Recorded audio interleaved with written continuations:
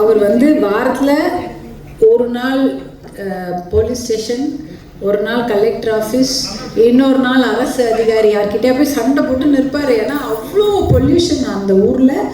எல்லாத்துக்கும் போய் சும்மாவே இருக்க மாட்டார், போய் போய் கேட்டுனே இருப்பார். இதை நீங்கள் தப்பு பண்ணிட்டீங்க, லெட்டர், எல்லாத்துக்கும் லெட்டர் போடுறது, சட்ட போராட்டம் செய்வது, இல்லை ஆர்டிஐ போடுறது, ஏதாவது ஒன்று போட்டீங்கன்னா அப்போ தான் தெரியும், விஷயம் தெரியும். விழிப்புணர்வே இல்லாமல் இருக்கிறாங்க, அதெல்லாம் நடக்குதுன்னே தெரியாது. ஆனால் இவர் போய் ஒத்தியும் எல்லாத்துக்கும் பண்ணிகிட்டே இருப்பார், போடுவார். நான் இன்னைக்கு போய் இதை கேட்டேன், நான் அதை போய் செய்தேன் அப்படின்னு. ஏன்னா அதை சொல்கிறதுக்கு கூட இன்னைக்கு ஆள் கிடையாது.